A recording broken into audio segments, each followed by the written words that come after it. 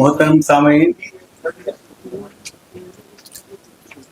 मैं अदीब भाई का शुक्रिया भी अदा करता हूं और उनकी खिदमत का एतराफ़ भी करता हूं कि उन्होंने एक जद्दोजहद शुरू की है IMCR से कि हर एक की सिविल राइट्स के लिए हम लड़ेंगे। औक़ाफ़ भी एक हमारा सिविल राइट है। औक़ाफ़ मुसलमानों से जुड़ा हुआ एक ऐसा इदारा है जिसमें कभी मुदाखलत नहीं की गई थी, जहाँ तक मैं जानता। अगर उस वक्त के हुक्मरानों को इसमें मुदाखलत करते तो 1954 एक्ट नहीं आता था, फिर 95 एक्ट नहीं आता था, और फिर 2013 में जो भी खामियां थे उसको सेटरेट। अगर हुकूमत उस वक्त की नहीं चाहती तो, अगर ऐसी हुकूमत रहती तो ये कानून नहीं बनता। अल्लाह का फजल करम है कि मुझे ऐसे मौके मिले कि वक्त में काम करने। लगातार 3 मरतबा मैं कर्नाटक वक्फ बोर्ड का मेंबर रहा, लगातार 3 दफ़ा सेंट्रल वक्फ काउंसिल का मेंबर रहा। अल्लाह ने मौका दिया, मैं माइनॉरिटी अफेयर्स मिनिस्टर बन के यह कानून 2013 का इंट्रोड्यूस किया।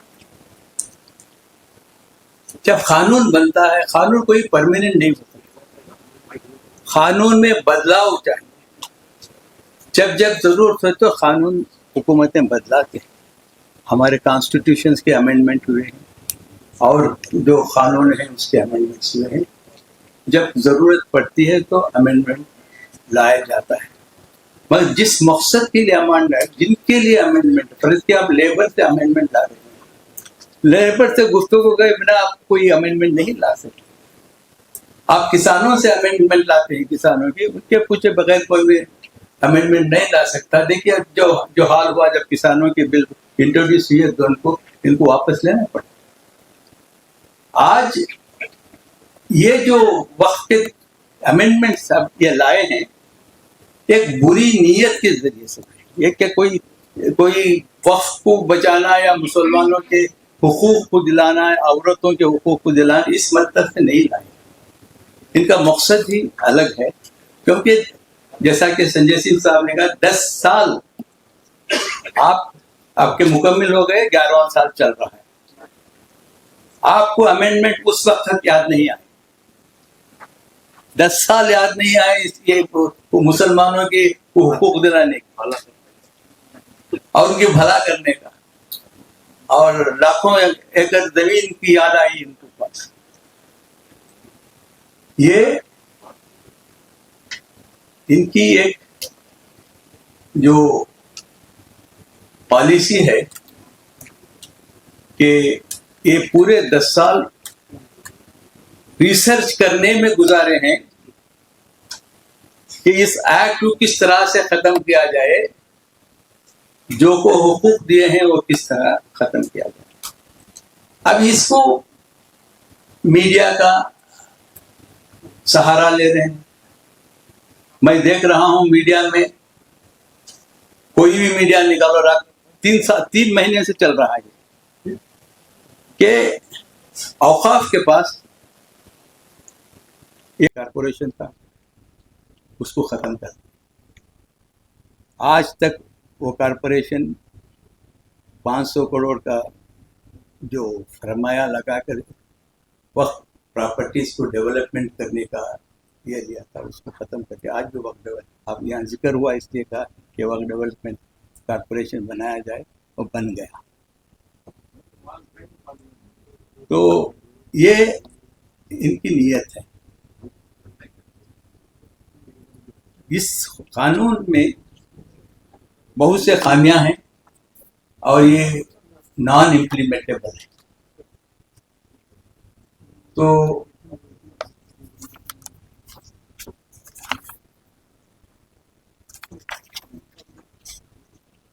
ट्रिब्यूनल की बात है।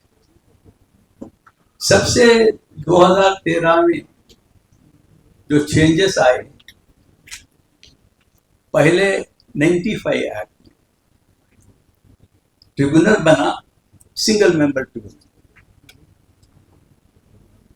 अब कोई ट्रिब्यूनल ले लीजिए जो ऐसे डिस्प्यूट रिजोल्व करने के होते हैं तो मल्टी मेंबर ट्रिब्यूनल्स होते हैं। तो इन्होंने सिंगल मेंबर किया, 2013 में इसको मल्टी मेंबर ट्रिब्यूनल बनाया गया। उसमें एक सेशन जज का होने वाला है, चेयरमैन होगा, एक एडमिनिस्ट्रेटिव ऑफिसर होगा, एक कलेक्टर के रैंक का कोई, और एक इस्लामी कानून के जानने वाला एक शख्स होगा, वकील हो या और कोई हो। इन 3 मेंबर की ट्रिब्यूनल बना। अब इसको 2 मेंबर के ट्रिब्यूनल कर दिए, 1 मेंबर को उसमें खत्म कर दिया। और ट्रिब्यूनल एक टेक्निकल इशू है।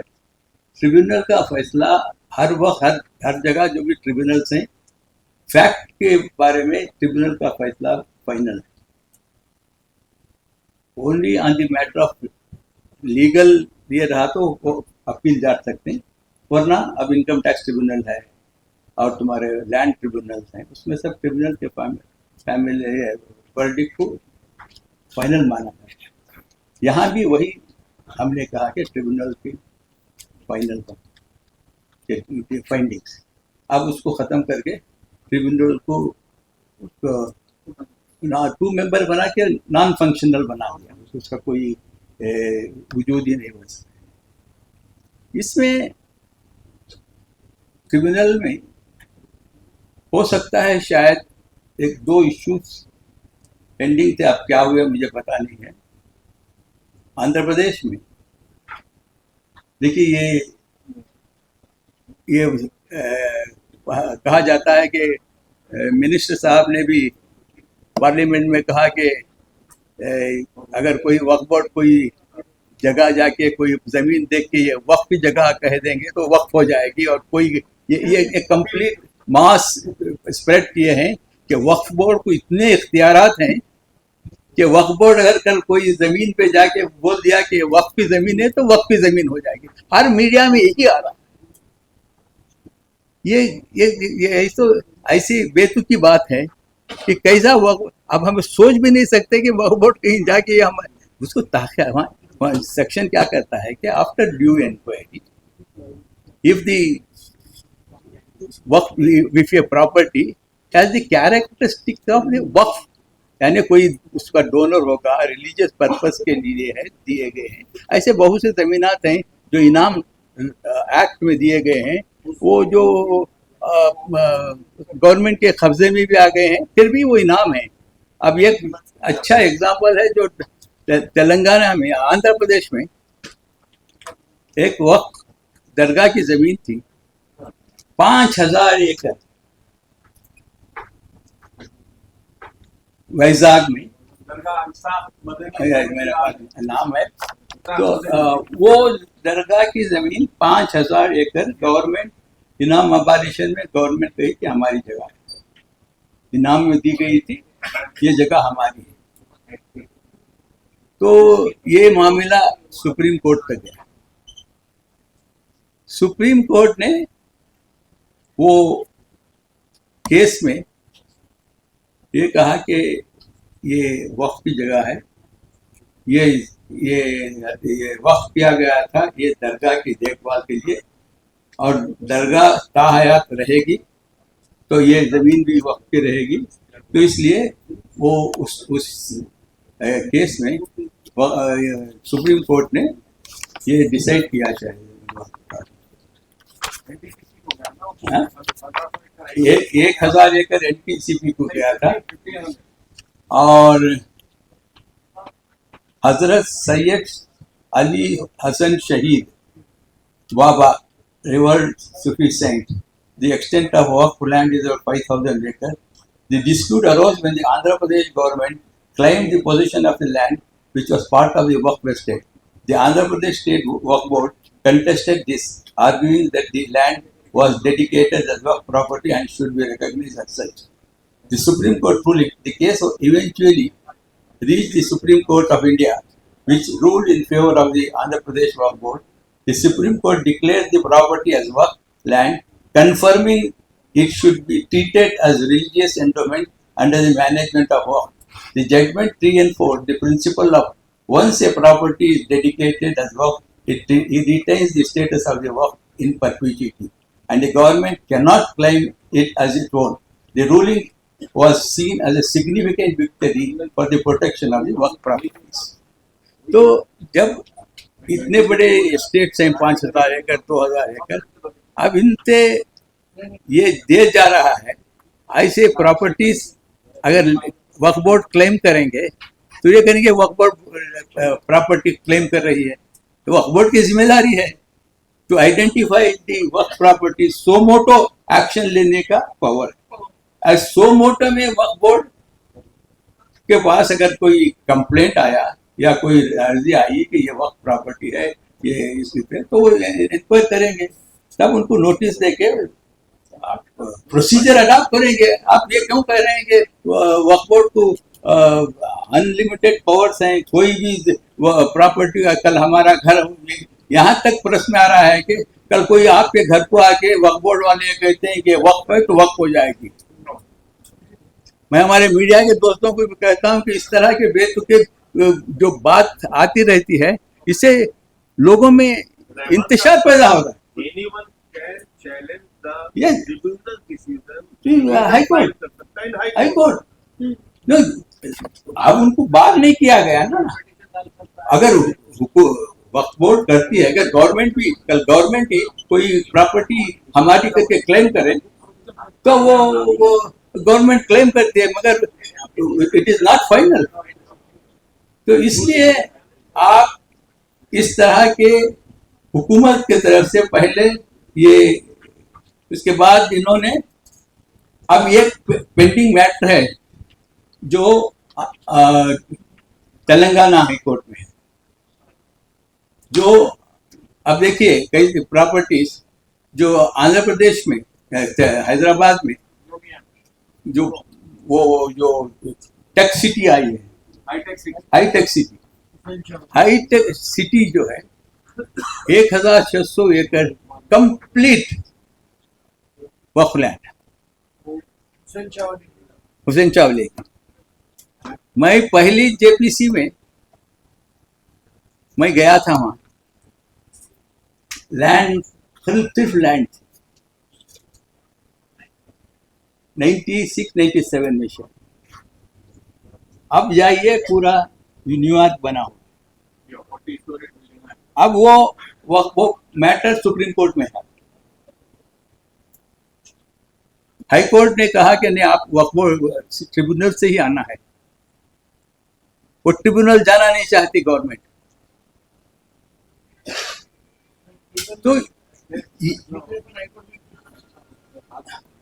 तो ऐसे बहुत से फैसले पूरे हिंदुस्तान में, कर्नाटक में है, आंध्र प्रदेश में है, तो ये तमाम फैसलों में इसका असर पड़ेगा।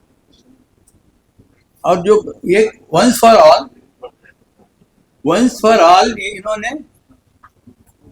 गवर्नमेंट प्रॉपर्टीज को उसको कंप्लीट राइट ही छोड़ दिया गया कि आफ्टर द अमेंडमेंट, पहले और आज पूरे गवर्नमेंट प्रॉपर्टीज उनके हो जाएंगे, आपका कोई हक नहीं रहेगा। अब सवाल ये है कि जैसा कि जफर मोहम्मद साहब ने रेफर किया शायद इंदिरा गांधी का लेटर, इंदिरा गांधी ने एक लेटर लिखी थी पूरे चीफ मिनिस्टर को कि आप ये कोई प्रॉपर्टी, गवर्नमेंट की प्रॉपर्टी, जो वक्फ की प्रॉपर्टी गवर्नमेंट के पास है, तो उनको वापस कर दो। अगर आपको जरूरत है वो प्रॉपर्टी को, तो आप कानून के हिसाब से रेंट देके, रेंट लीज पे ले लीजिए। उसके बावजूद आपको जमीन की जरूरत है तो प्रॉपर लैंड एक्विजिशन एक्ट में आप उसको ले लीजिए कंपनसेशन। तो यह सिर्फ एक लेटर था।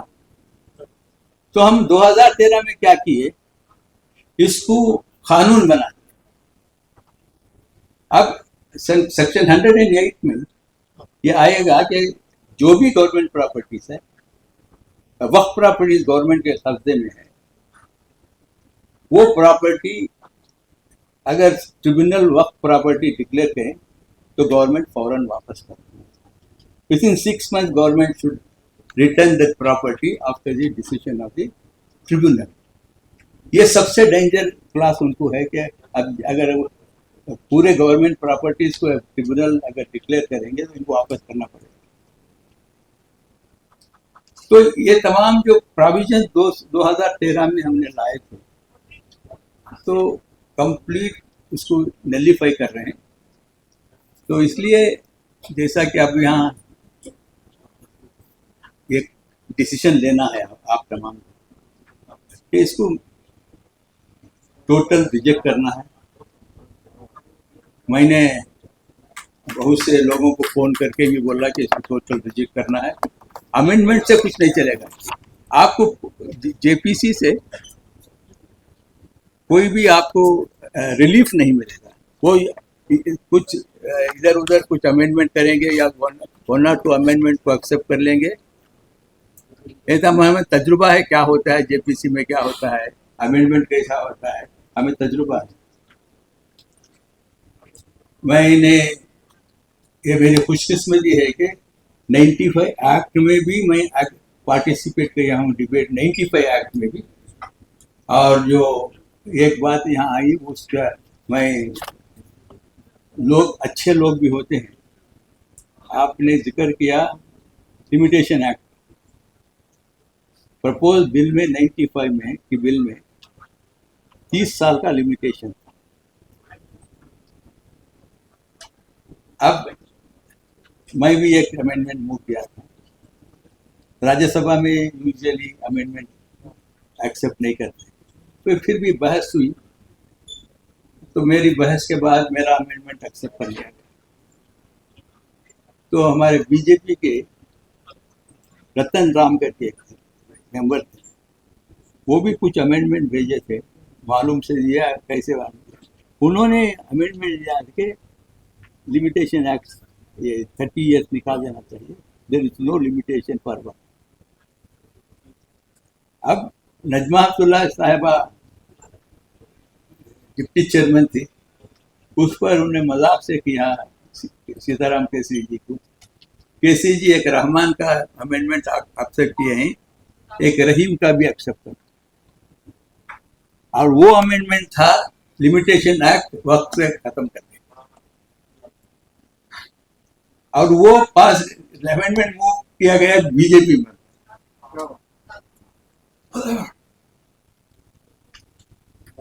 तो ऐसे भी लोग हैं।